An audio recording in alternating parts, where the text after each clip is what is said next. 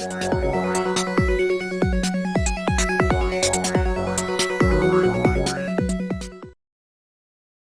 are breathing all the time. We're breathing no matter what we're doing, such as walking,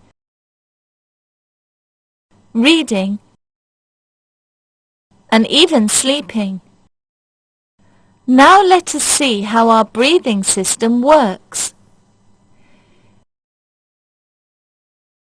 In between our ribs, there are intercostal muscles. When we breathe in, the intercostal muscles contract, causing the ribs to move upwards and outwards. Besides intercostal muscles, our diaphragm also helps us to breathe. The diaphragm is dome-shaped when it relaxes. When we breathe in, the diaphragm muscles contract and become flattened.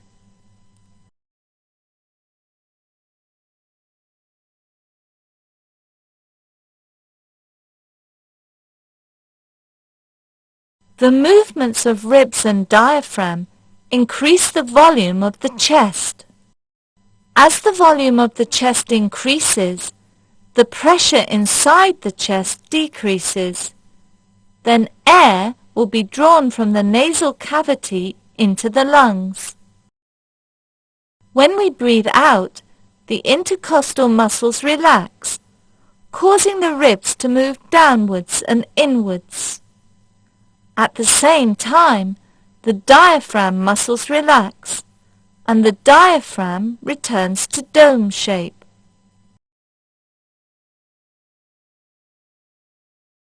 The movements of ribs and diaphragm decrease the volume of the chest.